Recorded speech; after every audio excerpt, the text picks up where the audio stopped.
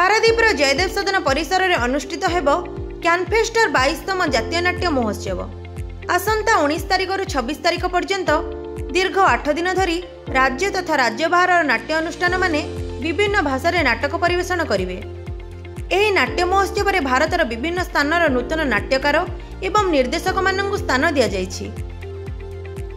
आज क्यानफेस्ट 2025 22तम जातीय नाट्य महोत्सव उद्घाटन आगु 19 तारिख उद्घाटन ता पूर्व समस्त आज एकांत भाव विनिमय करने डक 22तम जातीय नाट्य महोत्सव एक अनन्य संस्करण जो आम नूतन नाट्यकार निर्देशक मानू भारत वर्षर विभिन्न जगार स्थानित करूँ।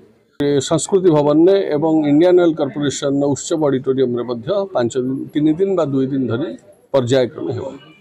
ए वर्ष आमे भिन्न भिन्न भाषा यथा हिंदी, मलयाली, सम्बलपुरी, बेंगली भाषार नाटक मंचस्थ हेबो एवं कलिकता, दिल्ली, मुंबई एवं कोची एवं ओडिशार बरगढ़, नयगढ़ एवं विशेषकर क्यानवासर गोटे नाटक वितर्कित अपराह्न मध्य मंचस्थ हेबो। विशेषकर भारतर विभिन्न कोण अनुकोण नाट्यकार माने आसी पारादीप रे क्यानवास पक्षरु आयोजित होई आसुथिबा क्यानफेस्टर जातीय नाट्य महोत्सव रे जोग देई आसीछंती। दीर्घ 22 वर्ष धरी आमर ये जातीय नाट्य महोत्सव अनुष्ठित होउची। ए वर्ष मध्य 19 रु 26 तारिख भितरे जयदेव सदन ठारे नाटक महोत्सव हबो। हिंदी, बंगला, ओडिया, मलयालम विभिन्न भाषा रे जातीय नाटक महोत्सव अनुष्ठित हबो। ओडिशा बाहर बहुत ग्रुप एथरे जोग दउछंती एवं 19 तारिख रु 26 तारिख भितरे ये नाटक अनुष्ठित हबो।